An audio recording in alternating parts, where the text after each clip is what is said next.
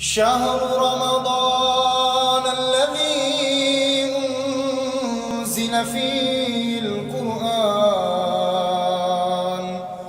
هدى للناس وبينات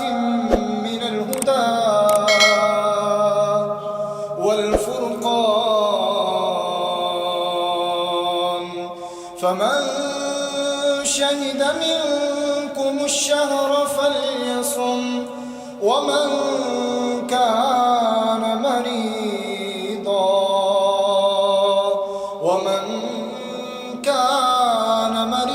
أو على سفر فعدة من أيام أخر۔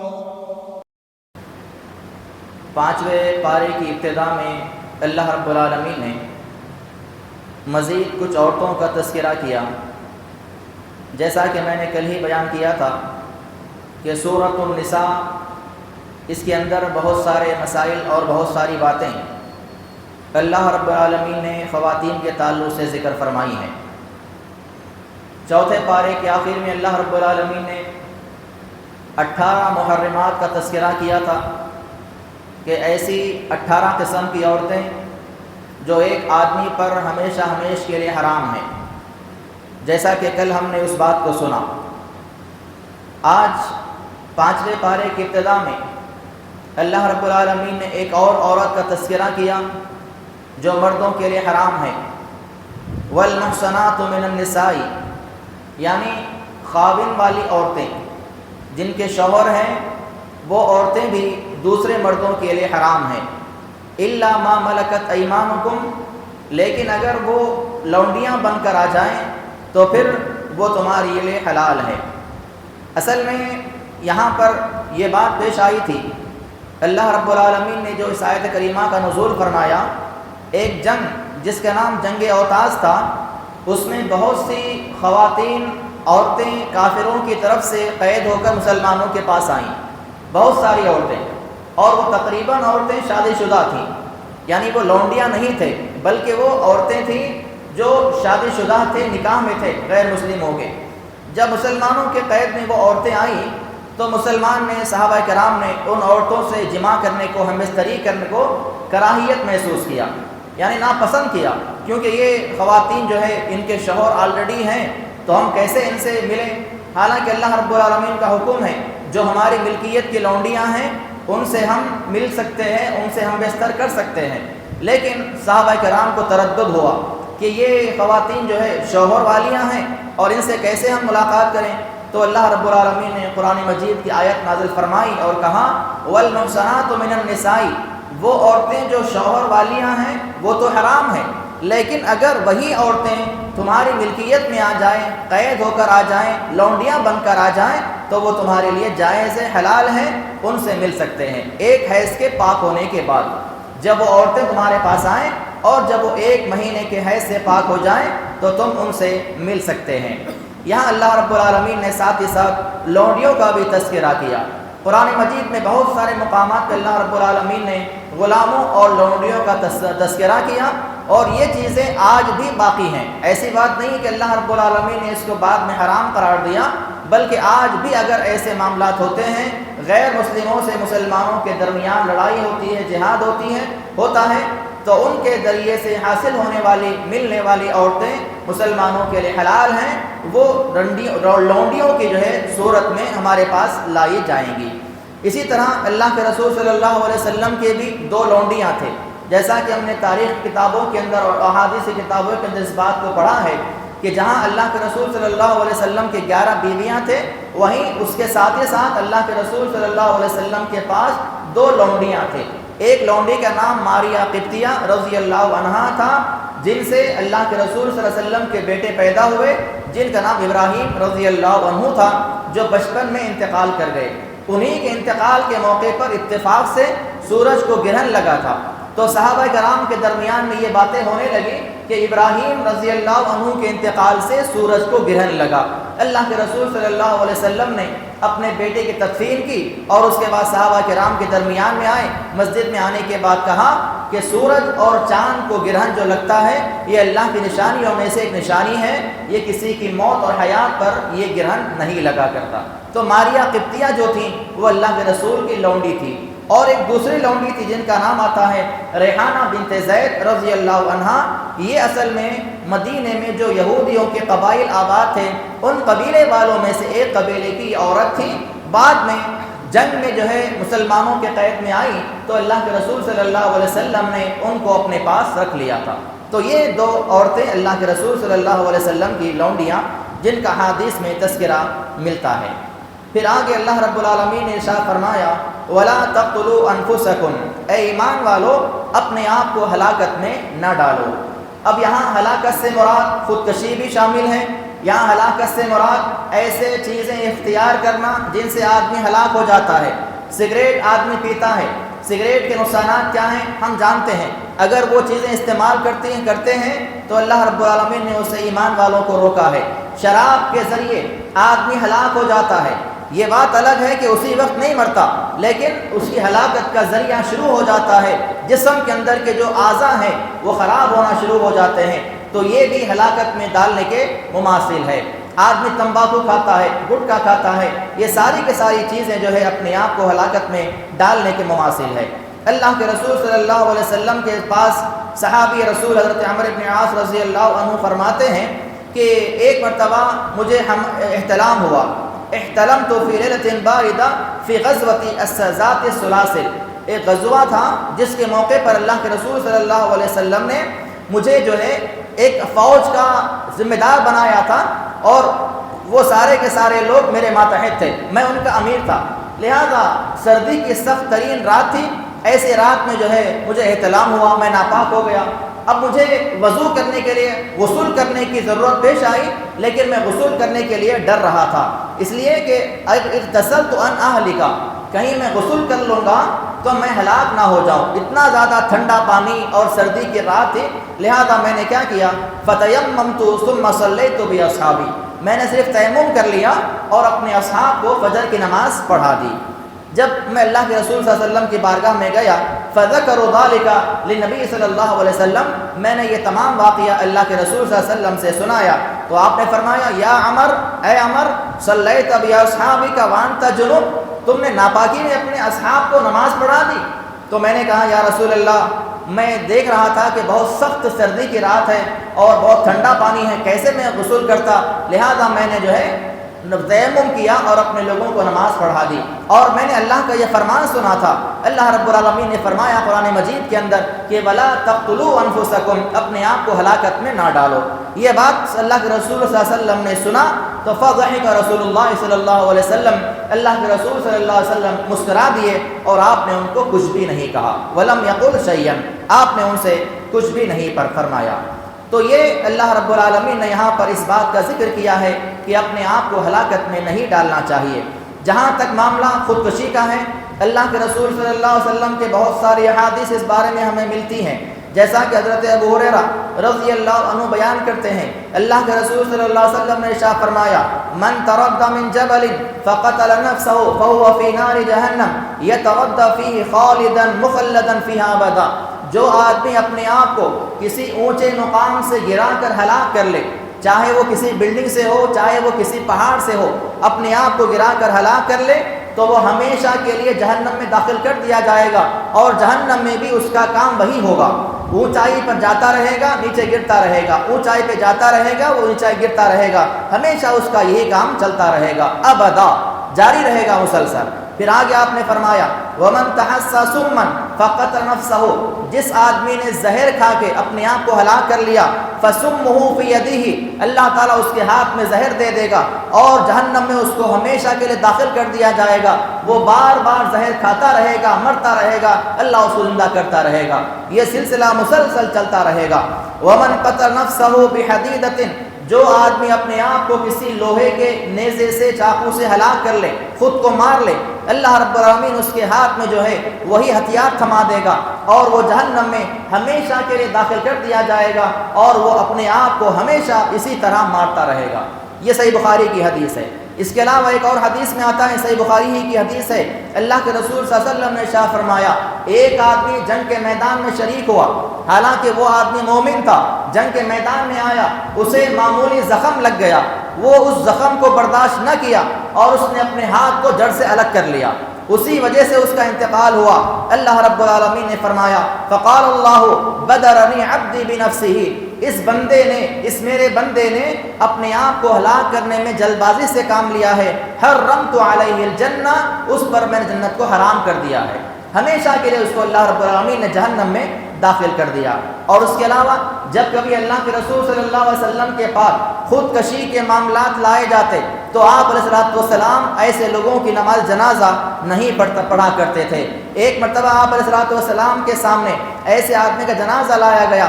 قتل نفسہ بمشاقص، جس نے اپنے آپ کو نیزے سے ہلاک کر لیا تھا، فلم یصلی علیہ، آپ علیہ الصلوۃ والسلام نے اس کی نماز نہیں پڑھی بلکہ صحابہ سے کہا کہ تم پڑھ لو۔ تو یہاں پر یہ مسئلہ استنباط ہوا ہے کہ جو قوم کے ذمہ دار ہیں، جو قوم کے بڑے ہیں، جماعت کے ذمہ دار ہیں، یا پھر شہر کے بڑے مشہور عالم ہیں، مفتی ہیں، ایسے لوگوں کی نماز جنازہ ادا نہ کریں تاکہ لوگوں کو نصیحت حاصل ہو جائے۔ حالانکہ اس آدمی کو بغیر نماز جنازہ کے دفن بھی نہ کیا جائے، یہ بھی اسلام کا اصول ہے، اس کی نماز پڑھی جائے، لیکن مسلمانوں میں سے کوئی کھڑا ہو اس کی نماز پڑھائے۔ ذمہ دار لوگ، امیر لوگ یا علماء جو ہیں ایسے لوگوں کی نماز جنازہ ادا نہ کریں، جیسا کہ اللہ کے رسول صلی اللہ علیہ وسلم نے خود اس کی نماز نہیں پڑھی بلکہ صحابہ سے فرمایا کہ اپنے ساتھی کی نماز پڑھ لو اور اس کو دفنا دو۔ تو خودکشی کرنے والوں کا یہ انجام ہے کہ اللہ رب العالمین نے ہمیشہ ایسے لوگوں کے لیے دائمی جہنم مقرر فرمائی ہے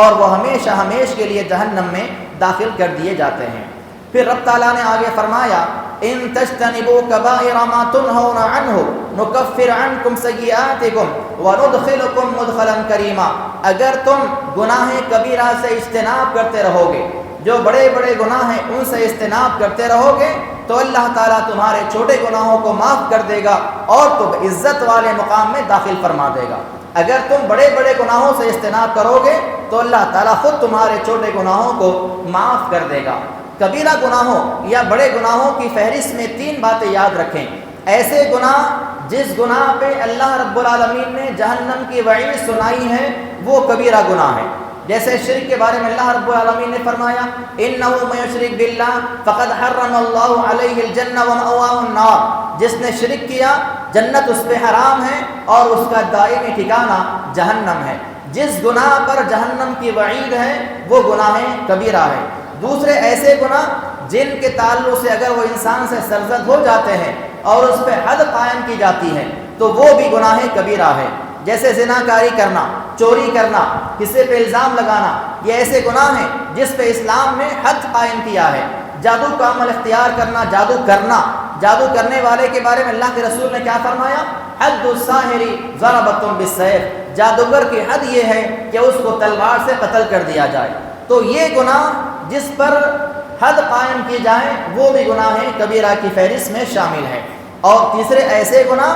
جس پہ اللہ اور اس کے رسول کی لعنت نازل کی جاتی ہو۔ بعض ایسے گناہ بھی ہیں جن کے تعلق سے اللہ کے رسول صلی اللہ علیہ وسلم نے یا اللہ رب العالمین نے اپنے فرامین کے اندر لعنت کا لفظ استعمال کیا ہے کہ ایسے گناہ کرنے پر لعنت نازل کی جائے گی۔ تو جتنے لعنت والے اعمال ہیں، گناہ ہیں، وہ تمام کے تمام گناہ کبیرہ میں شامل ہیں۔ ایک مرتبہ اللہ کے رسول صلی اللہ علیہ وسلم نے صحابہ کرام کے درمیان میں کھڑے ہو کر خطبہ ارشاد فرمایا اور آپ علیہ الصلوۃ والسلام نے 3 مرتبہ یہ کہا، قسم ہے اس ذات کی جس کے ہاتھ میں میری جان ہے۔ 3 مرتبہ آپ نے یہ جملہ کہا، اس کے بعد آپ نے اپنے سر کو نیچے جھکا لیا اور آپ خاموش ہو گئے۔ جیسے ہی خاموش ہو گئے صحابہ کہتے ہیں کہ ہم سب رونے لگے، ہمارے دل کانپ اٹھے، ہم لوگ کانپنے لگے کہ نہ جانے اللہ تعالیٰ کیا پیغام دے گا، اور اللہ کے رسول صلی اللہ علیہ وسلم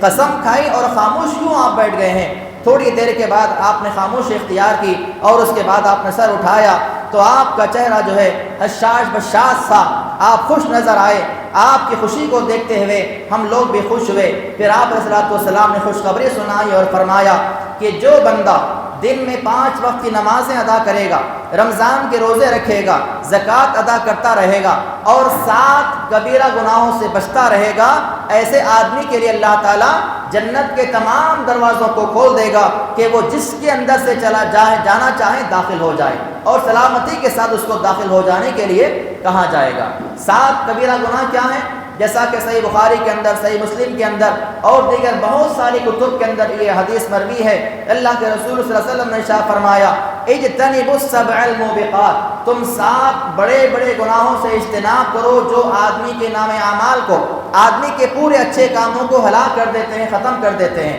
ان میں سب سے پہلا گناہ الشرک باللہ، اللہ کے ساتھ شرک کرنا، والسحر، جادو کا عمل اختیار کرنا، وقتل النفس التي حرم اللہ الا بالحق، کسی بھی نفس کو بغیر کسی وجہ کے قتل کر ڈالنا، واکل الربا، سود کا کھانا، واکل مال الیتیم، یتیم کا مال ناحق طور پہ کھانا، والتولی یوم الزحف، میدان جنگ سے پیٹ پھیر کے بھاگ جانا، اور وقذف المحصنات المؤمنات الغافلات، اور ایک نیک پاکیزہ مومن عورت پر بدکاری کا الزام لگانا۔ یہ کبیرہ گناہوں کی فہرست میں 7 بڑے بڑے گناہ ہیں۔ ان گناہوں میں سے ایک بھی گناہ آدمی کر لیتا ہے تو اللہ تعالیٰ اس کے تمام نیک اعمال کو ضائع کر دیتا ہے اور برباد کر دیتا ہے۔ پھر آگے اللہ رب العالمین نے ذکر فرمایا الرجال قوامون علی النساء بما فضل اللہ بعضهم علی بعض وبما انفقوا من اموالهم، اللہ رب العالمین نے مردوں کو عورتوں پر حاکم بنایا ہے، اور یہ حاکم بننے کی وجوہات کیا ہیں؟ اللہ رب العالمین نے 2 وجوہات کا تذکرہ کیا ہے۔ بما فضل اللہ بعضهم علی بعض، پہلی وجہ تو یہ کہ اللہ رب العالمین نے بعض کو بعض پر فوقیت بخشی ہے، مردوں کو اللہ تعالیٰ نے عورتوں پر فوقیت بخشی، فضیلت بخشی۔ اور دوسری وجہ یہ ہے کہ انفقوا من اموالہم، کہ مرد لوگ جو ہیں عورتوں کو پیسہ دے کر لاتے ہیں، مہر ان کو ادا کیا جاتا ہے۔ شادی کے موقع پر جو مرد اپنی بیوی کو مہر ادا کرتا ہے، اس مہر کے دینے کی وجہ سے اللہ تعالیٰ نے مرد کو عورتوں پر حاکم بنایا ہے۔ اور اللہ کے رسول صلی اللہ علیہ وسلم کے پاس ایک ایسی قوم کا تذکرہ کیا گیا جس قوم کی سردار، جس قوم کی لیڈر ایک عورت تھی، تو اللہ کے رسول نے فرمایا لن یفلح قوما ولوا امرهم امرأة، وہ قوم کیسے کامیاب ہوگی جس کی سردار ایک عورت ہے۔ عورت کی سرداری میں جو گھر چلتے ہیں، عورت کے ماتحت جو گھر چلتے ہیں، جو خاندان چلتے ہیں، وہ کبھی کامیاب نہیں ہو سکتے۔ اللہ تعالیٰ نے مردوں کو حاکمیت عطا فرمائی ہے۔ مرد کی ذمہ داری ہے عورتوں کو سنبھالنا، مرد کی ذمہ داری ہے تمام اخراجات کو اٹھانا، مرد کی ذمہ داری ہے بیوی بچوں کے جو ہے ضروریات کو پورا کرنا۔ عورت کو اللہ تعالیٰ نے اس بات سے مکلف نہیں کیا ہے، اسی لیے اللہ نے فرمایا الرجال قوامون علی النساء، اللہ تعالیٰ نے عورتوں کو جو ہے مردوں کو عورتوں پر حاکم عطا فرمائی ہے اور فوقیت بخشی ہے۔ پھر آگے اللہ رب العالمین نے عورتوں کے بارے میں نصیحت فرمائی، مردوں کو عورتوں کے تعلق سے نصیحت فرمائی اور کہا واللاتی تخافون نشوزہن فعظوہن، اگر تمہاری بیویوں میں سے کچھ ایسی بیویاں ہیں جو تمہاری نافرمانی کرتے ہیں اور تم ان سے ڈرتے ہو، تخافون نشوزہن، تم اپنی بیویوں کی نافرمانی سے خوف کھاتے ہو، ڈرتے ہو، تو اس کا حل کیا ہے؟ اللہ نے فرمایا فعظوہن، پہلے تو ان کو اچھے انداز سے سمجھاؤ، نصیحت کرو، یہ اللہ کا پہلا قانون ہے۔ عورتوں کے تعلق سے اللہ نے نصیحت فرمائی مردوں کو، اگر تمہاری بیویاں تمہاری بات نہیں مانتی، تمہاری نافرمانی کرتی ہیں کسی بھی معاملے میں، فعظوہن، پہلے ان کو اچھے انداز سے سمجھاؤ، اگر وہ اچھے انداز سے سمجھ جاتی ہیں تو ٹھیک ہے، اگر نہیں سمجھتی ہیں دوسرا فارمولہ اللہ نے دیا وہجروہن فی المضاجع، ان کے بستروں کو الگ کر دو، یعنی کمرے کے اندر ہی، ایسا نہیں کہ معاشرے میں ایک ہی بار میں تماشا کرتے پھرے، بلکہ اپنے گھر کے اندر ہی 4 دیواریں میں ہی جو ہے اپنی بیوی کا بستر الگ کر دو۔ اگر بستر الگ کرنے سے عورت سمجھ جاتی ہے تو ٹھیک ہے، اگر پھر بھی نہیں سمجھتی وَاضْرِبُوهُنَّ، پھر ان کو جو ہے تادیب کے طور پر مارو۔ ایسا نہیں کہ بہت زیادہ مار دیا، عورت جو ہے بیمار ہو گئی، زخم اس کو آ گئے، یا وہ عورت مرنے کے جو ہے دہلیز پر آ گئی، بلکہ تادیب کے طور پر اس کو مارو۔ فَإِنْ أَطَعْنَكُمْ، اگر وہ تمہاری بات کو سن لے، تمہاری بات کو مان لے، فلا تبغوا علیہن سبیلا، پھر ان کے تعلق سے کسی بھی قسم کی جو ہے حد پار نہ کرو، ان کو اپنا لو اور ان کے ساتھ اچھے رویے کے ساتھ رہا کرو۔ ان اللہ کان علیا کبیرا، اللہ تعالیٰ بہت ہی بلند بھی ہے اور اللہ کی ذات بہت بڑی ہے۔ پھر آگے اللہ تعالیٰ نے فرمایا یہ تینوں کام کرنے کے باوجود بھی تم نے اپنی بیوی کو سمجھا دیا، اچھے انداز سے پہلے سمجھا بھی دیا، پھر نہیں مانی تو بستر کو الگ کر دیا، پھر نہیں مانی تو اس کو جو ہے تھوڑا سا مارا بھی، ان تمام چیزوں کے بعد بھی اگر تمہاری بیوی نہیں مانتی ہے تب کیا کرنا ہے؟ وَإِنْ خِفْتُمْ شِقَاقَ بَيْنِهِمَا، اگر یہ سارے معاملات ہونے کے باوجود بھی اگر تمہاری بات کو نہیں مانتی ہے تو فَبْعَثُوا حَكَمًا مِّنْ أَهْلِهِ وَحَكَمًا مِّنْ أَهْلِهَا، تمہاری طرف سے کچھ لوگ اس کی طرف سے کچھ لوگ آپس میں بیٹھ کر باتیں کریں، یعنی ثالثی کو بلایا جائے۔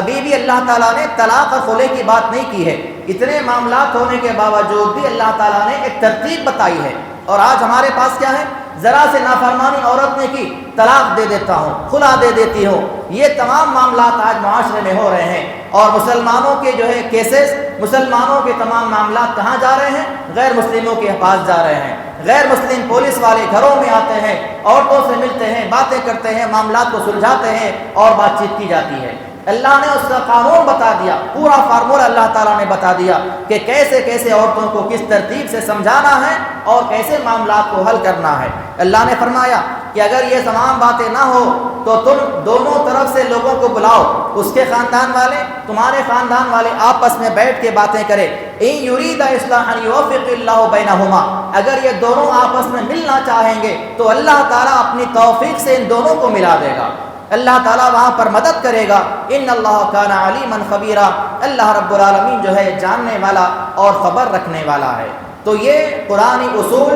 یہ قرآنی فارمولے، یہ قرآنی ضابطے، یہ قرآنی قانون ہمیں کب معلوم ہوں گے؟ جب قرآن پڑھا جائے گا۔ یہ ساری باتیں آج کی نہیں ہیں، یہ آج نازل نہیں ہو رہی ہے، بلکہ اللہ رب العالمین نے 1400 سال پہلے اپنے پیغمبر پر نازل فرمائی ہے۔ ہمیں ضرورت ہے قرآن کو پڑھنے کی۔ اگر قرآن پڑھا جائے گا، قرآن کو سمجھا جائے گا تو انشاءاللہ جو ہے اپنے معاشرے سے بے شمار جو مسائل ہیں، مشکلات ہیں، پریشانیاں ہیں، وہ ضرور بھی ضرور دور ہو جائیں گے۔ ایک صحابی نے سوال کیا، یا رسول اللہ ما حق زوجتہ احدنا علیہ، اے اللہ کے رسول صلی اللہ علیہ وسلم مجھ پر اپنی بیوی کا کیا حق ہے؟ تو اللہ کے رسول نے فرمایا ان تطعمها اذا طعمت، جب تو کھائے اس کو بھی کھلائے، وتکسوها اذا اکتسیت، اگر تو کپڑا پہنتا ہے تو اس کو پہنائے، ولا تضرب الوجہ، اور اس کے چہرے پر نہ مارے، اس کے چہرے پر نہ مارے۔ یہ اللہ کے رسول صلی اللہ علیہ وسلم نے عورتوں کے تعلق سے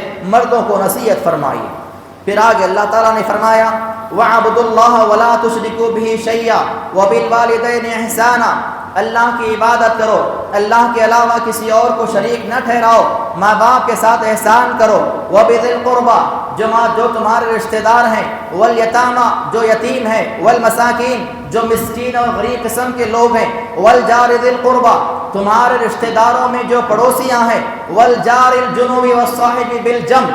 یا پھر تمہارے رشتہ دار نہیں ہیں بلکہ اجنبی لوگ ہیں مگر تمہارے پڑوس میں رہتے ہیں، اور تمہارے سفر کے ساتھی، ٹرین میں سفر کر رہے ہیں، بس میں سفر کر رہے ہیں، تمہارے بازو میں کوئی بیٹھا ہوا ہے، اس کا بھی اللہ تعالیٰ نے تذکرہ فرمایا ہے۔ وابن السبیل، اور مسافر، وما ملکت ایمانکم، اور تمہارے ماتحت میں جو لوگ آتے ہیں، تمہارے ماتحت میں، تمہاری ملکیت میں جو بھی لوگ ہیں، ان تمام کے ساتھ احسان کا رویہ اختیار کرو، ماں باپ کے ساتھ، رشتہ داروں کے ساتھ، یتیموں کے ساتھ، مسکینوں کے ساتھ، اپنے پڑوسیوں کے ساتھ۔ اور پڑوسی کے تعریف اللہ نے دو قسمیں بیان فرمائی ہے، ایک ایسا پڑوسی جو تمہارا رشتہ دار ہے، اور دوسرا ایسا پڑوسی جو تمہارا پڑوسی تو ہے لیکن اجنبی آدمی ہے، اس کے ساتھ بھی احسان کرنے کا اللہ تعالیٰ نے تذکرہ فرمایا ہے۔ پھر آگے اللہ رب العالمین نے جو ہے تیمم کا تذکرہ فرمایا۔ اللہ رب العالمین نے پہلے فرمایا یا ایھا الذین آمنوا لا تقربوا الصلاۃ وانتم سکارا،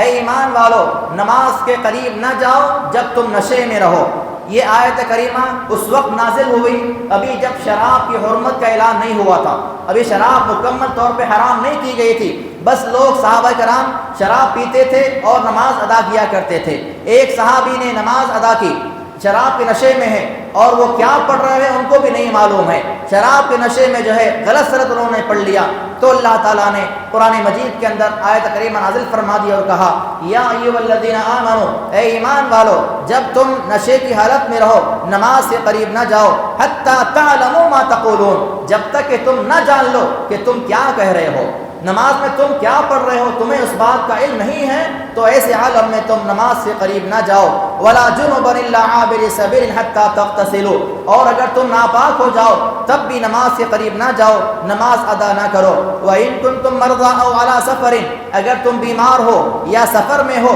یا تم قضاء حاجت کے لیے گئے ہوئے ہو، او لامستم النساء، یا اپنی بیویوں سے ملاقات کیے ہو، فلم تجدوا ماء، اور اگر تمہیں پانی میسر نہ ہو، تمہیں پانی نہ ملے، فتیمموا صعیدا طیبا، تو پاکیزہ مٹی کے ذریعے تیمم کر لیا کرو۔ یہ چار باتیں اللہ تعالیٰ نے فرمائی۔ اگر تم مریض ہے، تمہاری بیماری ایسی ہے کہ اگر پانی استعمال کیا جائے گا تو نقصان ہوگا، مرض زیادہ ہو جائے گا، ایسی صورت میں تیمم کرنا جائز ہے۔ دوسرا سفر میں ہے، سفر کی حالت میں ہے، پانی نہیں ہے، نماز کا وقت ہو رہا ہے، آپ تیمم کر سکتے ہیں۔ تیسرا قضاء حاجت کے لیے آپ گئے ہوئے ہیں، چاہے پیشاب کے لیے ہو چاہے پیخانے کے لیے ہو، پانی نہ ملے اس وقت بھی آپ تیمم کے ذریعے نماز ادا کر سکتے ہیں اور تیمم کے ذریعے پاکیزگی کو حاصل کر سکتے ہیں۔ اور ساتھ ہی ساتھ بیوی سے ملاقات کے بعد بھی ہم بستری کیا ہوا ہے، پانی نہ ملا ہو یا پھر ایسے مسائل ہوں تو پھر اس صورت میں بھی تیمم کر کے اپنے آپ کو پاک و صاف کر سکتے ہیں۔ اور تیمم کے تعلق سے اللہ کے رسول صلی اللہ علیہ وسلم کے احادیث کے اندر ایک واقعہ ملتا ہے۔ حضرت عائشہ رضی اللہ عنہ فرماتی ہیں کہ ایک مرتبہ ذات الرقاع کے موقع پر ایک بہت بڑی جنگ ہوئی تھی، اس جنگ کے بہت سارے واقعات ہیں، اس جنگ کے اندر کئی واقعات پیش آئے، اسی میں سے ایک واقعہ یہ پیش آیا۔ حضرت عائشہ رضی اللہ تعالیٰ عنہ اس وقت اللہ کے رسول صلی اللہ علیہ وسلم کے ساتھ سفر میں تھی اور وہ اپنی سوگن سے ہار مانگ کر لائی تھی کہ میں سفر پہ جا رہی ہوں، مجھے ہار دے دو پہننے کا، لہذا وہ ہار اپنی سوگن سے مانگ کر لائی۔ سفر طے ہوا، جنگ جو ہے مکمل ختم ہو گئی، اللہ کے رسول صلی اللہ علیہ وسلم جو ہے واپس جانے لگے تو دیکھا کہ عائشہ رضی اللہ عنہ کا ہار گم ہو چکا ہے۔ حضرت عائشہ رضی اللہ عنہ پریشان ہیں، اللہ کے رسول صلی اللہ علیہ وسلم کو اس بات کی اطلاع پہنچی، آپ علیہ السلام نے تمام صحابہ کو وہیں پر رکنے کا حکم دیا اور تمام کے تمام لوگ وہیں پر کھڑے رہے۔ نماز کا وقت ہو رہا ہے، نماز کا وقت بھی جا رہا ہے لیکن ہار کہیں پر نہیں مل رہا ہے، ہر طرف لوگ ڈھونڈ رہے ہیں صحابہ کرام، ہار کہیں پر نظر نہیں آ رہا ہے۔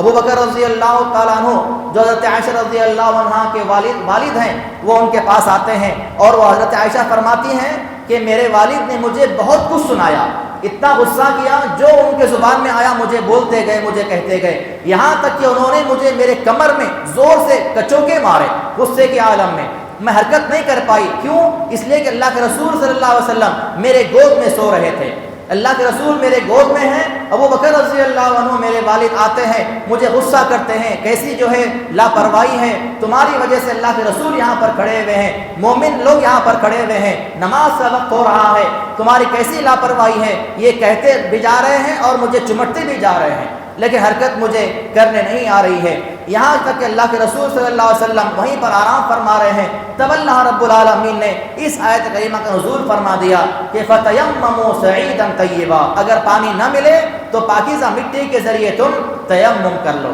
جب یہ معاملہ ہوا حضرت اسید ابن حضیر رضی اللہ عنہ کہنے لگے، اے ابو بکر کی اولاد، تم اور تمہاری اولاد جو ہے ہمیشہ مسلمانوں کی بھلائی میں رہے ہو اور تمہاری وجہ سے ہمیشہ مسلمانوں پر کوئی اچھی بات اللہ تعالیٰ نے نازل فرمائی ہے، اگر وہ معاملہ نہ ہوتا تو تیمم کا مسئلہ جو ہے نازل نہ کیا جاتا۔ اس کے بعد تمام صحابہ کرام نے تیمم کیا اور نماز ادا کر لی۔ جب نماز پڑھنے کے بعد حضرت عائشہ رضی اللہ عنہا جس اونٹ پر سوار تھی اس اونٹ کو اٹھایا گیا تو ان کے نیچے وہ ہار مل گیا۔ اللہ کے رسول صلی اللہ علیہ وسلم نے اس ہار کو وہیں پر پایا، تو یہ اللہ تعالیٰ کی حکمت تھی، اللہ تعالیٰ نے ایسے موقع پر جو ہے تیمم کا حکم نازل فرما دیا۔ اور تیمم کرنے کا طریقہ کیا ہے؟ بہت آسان طریقہ ہے، اپنے دونوں ہاتھوں کو لینا ہے، زمین پر مارنا ہے، اس کے بعد پہلے چہرے پر مسا کرنا ہے، پھر دائیں ہاتھ پر مسا، پھر بائیں ہاتھ پر مسا، ہو گیا، اتنا ہی تیمم ہے۔ لوگ کیا کرتے ہیں؟ پہلے ہاتھ مارتے ہیں، پہلے ہتھیلیوں کو جو ہے وضو کی طرح دھوتے ہیں، پھر ہاتھ مارتے ہیں،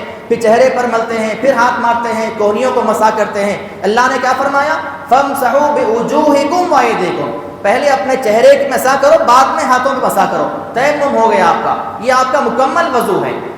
زمین پر ہاتھ مارا، اگر کچھ مٹی زیادہ لگی ہوئی ہے، اللہ کے رسول سے ثابت ہے کہ آپ اس کو اپنے منہ سے پھونک لیا کرتے تھے۔ اس کے بعد پہلے اپنے چہرے پر مسح کر لیا، پھر اپنے دائیں ہاتھ پہ اتنا ہی، یہاں تک نہیں بلکہ صرف کلائی تک مسح کر لیا، پھر بائیں ہاتھ میں مسح کر لیا، آپ کا تیمم ہو گیا۔ اللہ تعالیٰ نے جیسا فرمایا ہے اگر ویسا ہی کیا جائے گا تو ایمان والے لوگ اللہ کی بارگاہ میں کامیاب ہو جائیں گے۔ پھر آگے اللہ تعالیٰ نے اس بات کا تذکرہ فرمایا کہ ان اللہ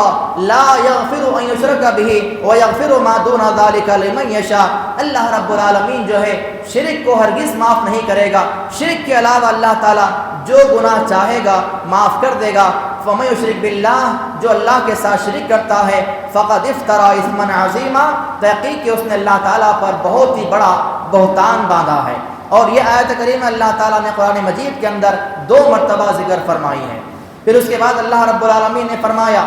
سورہ نساء کی آیت نمبر 52 کے اندر کہ جب کافر لوگ ان الذین کفروا بآیاتنا سوف نصلیہم نارا، جنہوں نے ہماری آیات کا انکار کیا، جو اللہ تعالیٰ کی آیتوں کا انکار کرتے رہے، سوف نصلیہم نارا، ان کو جہنم میں داخل کیا جائے گا، کلما نضجت جلودہم بدلناہم جلودا غیرہا، اور جہنم میں جانے کے بعد جب ان کا چمڑا جل جائے گا تو اللہ تعالیٰ نیا چمڑا لگا دے گا تاکہ وہ عذاب کا مزہ چکھتے رہیں، لیذوقوا العذاب، عذاب کو چکھتے رہیں۔ اللہ کے رسول صلی اللہ علیہ وسلم نے اپنے فرامین ارشاد فرمایا، صحیح مسلم کی حدیث ہے کہ اگر جلی ہوئی کھال پر جو ہے تکلیف کم ہوتی ہے، اس لیے اللہ تعالیٰ اسے بار بار تبدیل کرتا جائے گا۔ اور صحابہ کرام فرماتے ہیں کہ دن میں کئی مرتبہ 100 مرتبہ اللہ تعالیٰ اس کھال کو تبدیل کرتا جائے گا، نئی کھال اللہ تعالیٰ ڈالتا جائے گا تاکہ اللہ کا انکار کرنے والے لوگ جو ہیں اللہ کے عذاب میں مبتلا رہیں اور اس کے عذاب کو مسلسل چکتے رہیں۔ ان اللہ کان عزیزا حکیما، اللہ تعالیٰ زبردست بھی ہے اور حکمت والا بھی ہے۔ پھر آگے اللہ رب العالمین نے فرمایا یا ایھا الذین آمنوا، اے ایمان والو، اطیعوا اللہ واطیعوا الرسول، اللہ کی اطاعت کرو اور اس کے رسول کی اطاعت کرو، واولی الامر منکم، اور تم پر جو نگہبان بنائے جائیں، تم پر جو امیر بنائے جائیں ان کی اطاعت کرو۔ فإن تنازعتم فی شیء، اگر کسی معاملے میں اختلاف پیدا ہو جائے، فردوا الی اللہ والرسول، اس اختلاف کو اللہ کی کتاب پر لوٹاؤ یا نبی کے فرامین پر لوٹاؤ۔ کسی بھی معاملے میں اختلاف پیدا ہو جاتا ہے تو کتاب اللہ میں اس کا جواب، اس کا حل تلاش کرو، یا پھر اللہ کے رسول صلی اللہ علیہ وسلم کی تعلیمات میں اس کا حل تلاش کرو۔ ان کنتم تؤمنون باللہ والیوم الآخر، اگر تم اللہ پر ایمان رکھنے والے ہو اور آخرت پر ایمان رکھنے والے ہو۔ اس سلسلے میں صحیح بخاری اور صحیح مسلم کے ایک حدیث آتی ہے، ایک مرتبہ اللہ کے رسول صلی اللہ علیہ وسلم نے ایک انصاری صحابی کو ایک جماعت پہ امیر مقرر فرما دیا اور وہاں کے لوگ اس امیر کی بات نہیں ماننے لگے تو اس امیر کو غصہ آیا۔ اس نے غصے میں کیا کہا؟ اس نے کہا کہ کیا ہوا تم لوگوں کو، کیا تمہیں نہیں معلوم کہ اللہ کے رسول صلی اللہ علیہ وسلم نے تم تمام کو میری اطاعت کرنے کا حکم دیا ہے؟ سب نے کہا کہ ہاں بے شک حکم دیا ہے۔ پھر اس امیر نے لوگوں سے کہا لکڑیاں جمع کرو۔ جمع کرنے کے بعد اس امیر نے اس لکڑیوں میں آگ لگوائی، لگوانے کے بعد وہ امیر کہتا ہے کہ تم سب اس آگ کے اندر کود جاؤ، امیر کی اطاعت کے اندر۔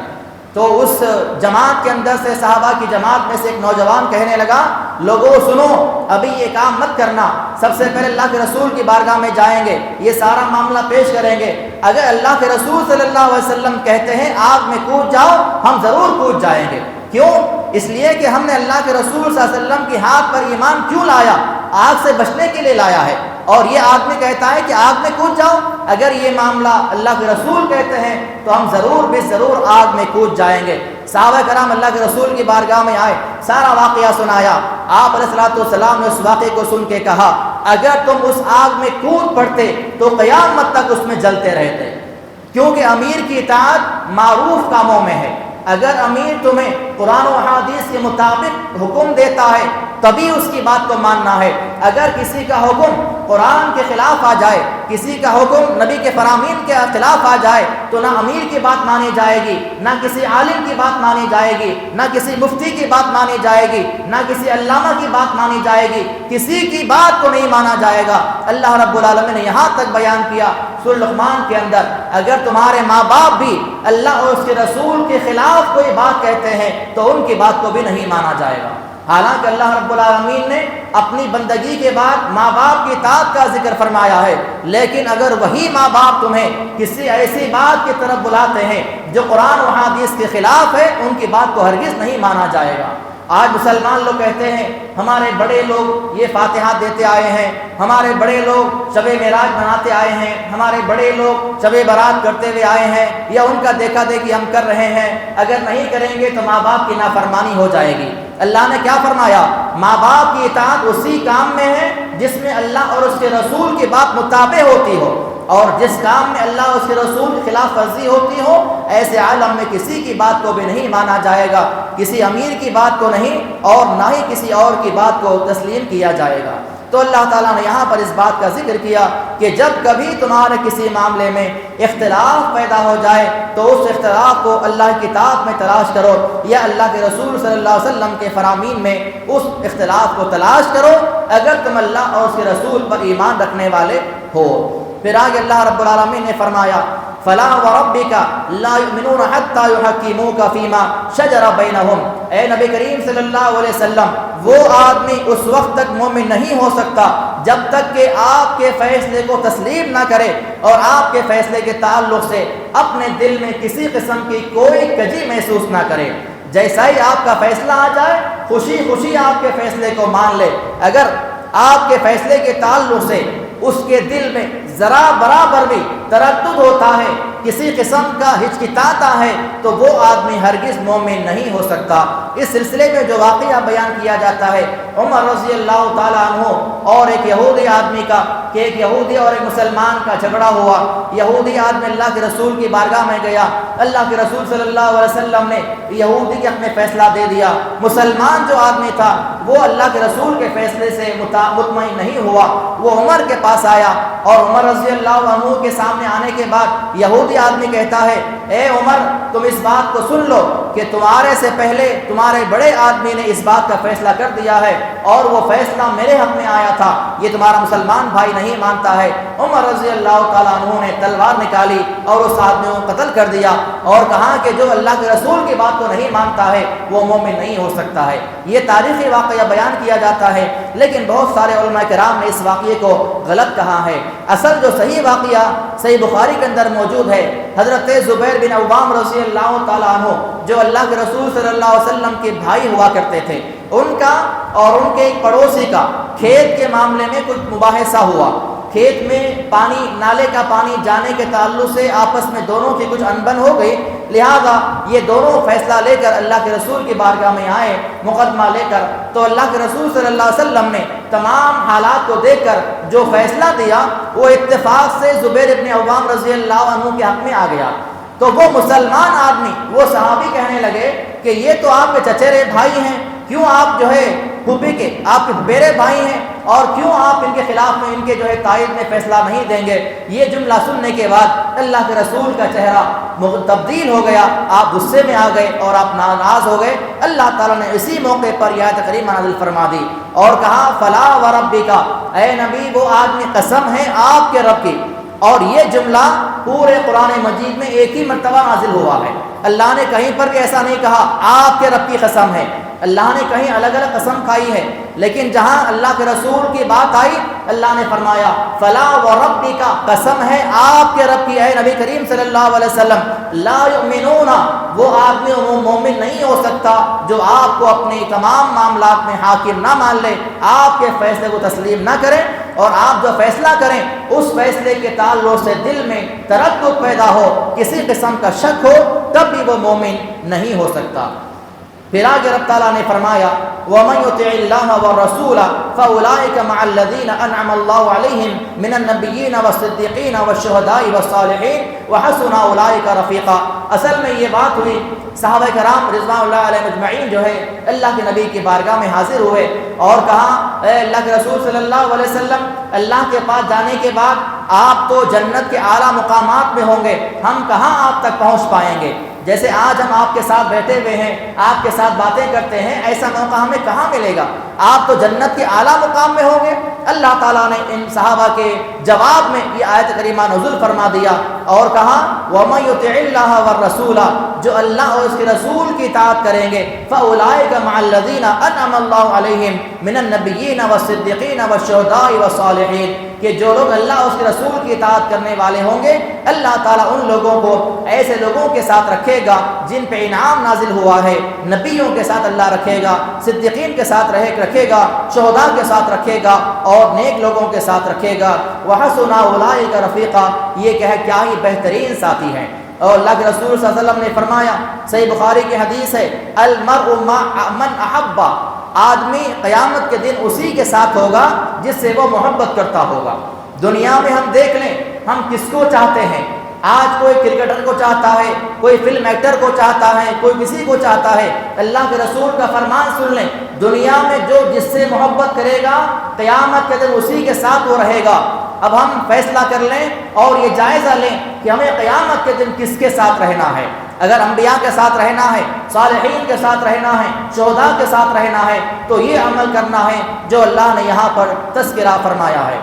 پھر آگے رب تعالیٰ فرماتا ہے کہ اینما تکونوا یدرککم الموت ولو کنتم فی بروج مشیدہ، تمہیں موت ضرور بے ضرور آ کر پکڑ لے گی اگرچہ کہ تم مضبوط قلعوں میں بند کیوں نہ ہو جاؤ۔ وَلَوْ كُنْتُمْ فِي بُرُوجٍ مُشَيَّدَةٍ، اگر تم مضبوط قلعے میں قید بھی ہو جاؤ تب بھی تمہیں موت آ کر رہے گی، تمہیں موت سے کوئی نہیں بچا سکتا۔ نہ مضبوط قلعے بچا سکتے ہیں اور نہ دنیا کی کوئی طاقت تمہیں موت سے جو ہے بھگا سکتی ہے اور نہ ہی بچا سکتی ہے۔ پھر آگے اللہ رب العالمین نے فرمایا سورہ نساء کی آیت نمبر 82 کے اندر، افلا یتدبرون القرآن ام علی قلوب، اگر کیا تم لوگ قرآن مجید پہ غور نہیں کرتے، کیا تم قرآن مجید کے معاملے میں تدبر نہیں کرتے؟ وَلَوْ كَانَ مِنْ عِنْدِ غَيْرِ اللَّهِ لَوَجَدُوا فِيهِ اخْتِلَافًا كَثِيرًا، اگر یہ قرآن مجید اللہ کے علاوہ کسی اور کی جانب سے نازل کیا جاتا تو اس میں بہت سارا اختلاف پایا جاتا۔ قرآن میں کسی قسم کا اختلاف موجود نہیں ہے، یہی سب سے بڑی دلیل ہے کہ یہ کتاب اللہ کی طرف سے نازل کی گئی ہے۔ اللہ رب العالمین نے یہاں پر ایمان والوں کو تدبر کی تعلیم دی ہے، تدبر کرنے، قرآن میں غور کرنے کا اللہ نے حکم دیا ہے۔ اور ایک ایمان والا قرآن میں تدبر کب کرے گا؟ جب قرآن کو پڑھے گا۔ قرآن پڑھنا کب آئے گا؟ جب قرآن کی تعلیمات کے تعلق سے جو علم ہے وہ علم حاصل کرے گا، اس علم کو سیکھے گا۔ اور لوگ کہتے ہیں قرآن کو مت پڑھو، قرآن پڑھنے کے لیے، قرآن سمجھنے کے لیے 17 علوم کی ضرورت ہو سکتی ہے۔ اللہ تعالیٰ نے قرآن مجید کے اندر کہیں پر بھی یہ بات ذکر نہیں فرمائی۔ اللہ نے تو یہ کہا، سورہ قمر کے اندر اللہ نے 4 مرتبہ اس بات کا ذکر کیا کہ اللہ نے تحقیق اللہ رب العالمین نے قرآن کو آسان نازل فرما دیا ہے نصیحت حاصل کرنے والوں کے لیے۔ تو قرآن اگر پڑھا جائے گا، تدبر کیا جائے گا تو ہمیں یہ بات معلوم ہو جائے گی کہ اللہ تعالیٰ کی طرف سے یہ کتاب نازل کی گئی ہے۔ پھر آگے اللہ رب العالمین نے فرمایا وَإِذَا حُيِّيتُم بِتَحِيَّةٍ فَحَيُّوا بِأَحْسَنَ مِنْهَا أَوْ رُدُّوهَا، یہاں اللہ رب العالمین نے سلام کرنے کا طریقہ سکھلایا ہے۔ اگر تمہیں کوئی سلام کرے تو اس کا جواب اچھے انداز میں دینا چاہیے۔ وَإِذَا حُيِّيتُم بِتَحِيَّةٍ، اگر تمہیں کوئی سلام کرتا ہے تو اس سلام کا جواب جتنے اچھے انداز میں دے سکتے ہو دینے کی کوشش کرنا چاہیے۔ إِنَّ اللَّهَ كَانَ عَلَى كُلِّ شَيْءٍ حَسِيبًا، اور اللہ کے رسول صلی اللہ علیہ وسلم نے اپنے فرامین میں ارشاد فرمایا یا ایھا الناس، اے لوگو، افشوا السلام، سلام کو عام کرو، وَأَطْعِمُوا الطَّعَامَ، لوگوں کو کھانا کھلاؤ، وَصَلُّوا الْأَرْحَامَ، اور جو ہے رشتہ داریوں کو ملا کر رکھو، وَصَلُّوا بِاللَّيْلِ وَالنَّاسُ نِيَامٌ، اور جب رات میں لوگ سو رہے ہوں ایسے عالم میں اللہ کی عبادت کرو، نماز ادا کرو۔ اگر یہ 4 کام کرو گے تدخلوا الجنۃ بسلام، جنت میں سلامتی کے ساتھ داخل کر دیے جاؤ گے۔ تو تو یہاں اللہ رب العالمین نے سلام کا ذکر کیا ہے۔ اگر کوئی ہم سے یہ کہتا ہے السلام علیکم تو آپ اچھے انداز میں اس کا جواب دیں وعلیکم السلام ورحمۃ اللہ وبرکاتہ۔ اللہ کے رسول صلی اللہ علیہ وسلم نے بھی اپنے فرامین کے اندر اس بات کا ذکر کیا اور اللہ تعالیٰ نے بھی اپنے فرمان میں اسی بات کا تذکرہ کیا ہے۔ پھر آگے اللہ رب العالمین نے فرمایا ان الصلاۃ کانت علی المؤمنین کتابا موقوتا، اللہ رب العالمین نے ایمان والوں پر نماز کو اس کے وقت مقررہ پر فرض کیا ہے۔ ایسا نہیں کہ ہم من چاہا عبادت کر لیں، جب چاہا نماز پڑھ لیں۔ اللہ رب العالمین نے نماز کے اوقات متعین فرمائے ہیں اور نماز کو اللہ تعالیٰ نے ایمان والوں پر اسی وقت میں فرض کیا ہے جو اوقات ہمیں اپنے اللہ کے نبی کے فرامین کے ذریعے بتلائے اور سمجھائے گئے ہیں۔ پھر آگے اللہ رب العالمین نے کہا یا ایھا الذین آمنو، اے لوگو جو ایمان لے آئے ہو، آمنو باللہ ورسولہ والکتاب الذی، اے ایمان والو تم ایمان لے آؤ۔ یہاں اللہ تعالیٰ نے ایمان والوں کو دوبارہ ایمان لانے کا حکم دیا ہے۔ یہاں اس کا مطلب یہ ہے کہ اللہ تعالیٰ ایمان والوں کے ایمان کو مضبوط کرنا چاہتا ہے اور ان کو تاکید کے ساتھ یہ بات کہی جا رہی ہے کہ اپنے ایمان میں قائم رہو، اپنے ایمان پہ ثابت قدم رہو۔ ایمان کس پہ لانا ہے؟ اللہ نے فرمایا آمنو باللہ، اللہ پر ایمان رکھو، ورسولہ، اس کے رسول پر ایمان رکھو، والکتاب الذی نزل علی رسولہ، اللہ نے اپنے پیغمبر پر یہ کتاب جو نازل فرمائی ہے اس کتاب پر بھی ایمان رکھو، والکتاب الذی انزل من قبل، اس کتاب سے پہلے جو کتابیں نازل کیے گئے اس پر بھی ایمان رکھو، ومن یکفر باللہ، جو انکار کرے گا اللہ تعالیٰ کا، وملائکتہ، اللہ کے فرشتوں کا، وکتبہ، اس کی کتابوں کا، ورسلہ، اس کے رسولوں کا، والیوم الآخر، آخرت کے دن کا، فقد ضل ضلالا بعیدا، تحقیق کہ وہ بہت بڑی گمراہی میں ڈال دیا جائے گا۔ اللہ رب العالمین نے یہاں پر ایمان والوں کو اس بات کا تذکرہ کیا کہ ان تمام چیزوں پر جو ہے ہمیں پکا ایمان لانا چاہیے۔ پھر آگے اللہ رب العالمین نے منافقین کا تذکرہ بیان فرمایا اور کہا ان المنافقین یخادعون اللہ وہو خادعهم، جو منافق لوگ ہیں یہ اللہ کو دھوکہ دینا چاہتے ہیں جبکہ وہ خود اپنے آپ کو دھوکہ دے رہے ہیں۔ وَإِذَا قَامُوا إِلَى الصَّلَاةِ قَامُوا كُسَالَىٰ، جب وہ نماز کے لیے کھڑے ہوتے ہیں سستی اور کاہلی کے ساتھ کھڑے ہوتے ہیں۔ يُرَاءُونَ النَّاسَ، لوگوں کو دکھانے کے لیے نماز ادا کرتے ہیں۔ وَلَا يَذْكُرُونَ اللَّهَ إِلَّا قَلِيلًا، وہ بہت ہی کم نصیحت حاصل کرتے ہیں۔ اللہ تعالیٰ نے یہاں پر منافقین کا تذکرہ فرمایا، پھر ان کا انجام بھی اللہ نے بیان فرمایا کہ ان المنافقین فی الدرک الاسفل من النار، اللہ رب العالمین منافقین کو جو ہے جہنم کے سب سے نچلے حصے میں داخل فرمائے گا، سب سے آخری حصے میں منافقین کو اللہ تعالیٰ داخل فرما دے گا، اور وہاں پر کیا ہوگا؟ وَلَن تَجِدَ لَهُمْ نَصِيرًا، وہاں پر کوئی ان کا مدد کرنے والا نہیں ہوگا۔ پھر اللہ رب العالمین نے 5ویں پارے کے آخر میں اس بات کا ذکر فرمایا ہے کہ اپنے دین کے معاملے میں ہمیشہ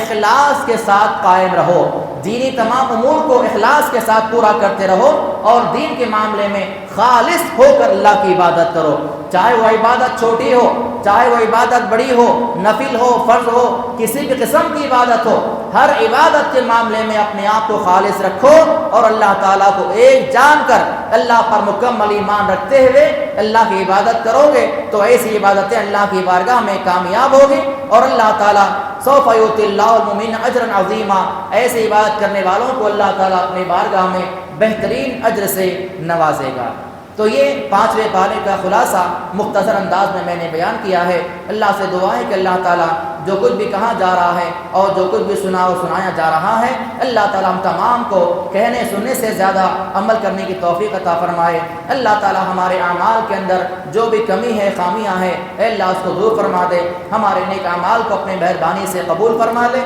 ہمارے ہر قسم کے چھوٹے بڑے گناہوں کو اے اللہ اپنے فضل سے معاف فرما دے۔ آمین بقول قولی ھذا استغفر اللہ ولکم وآخر دعوانا ان الحمد للہ رب العالمین۔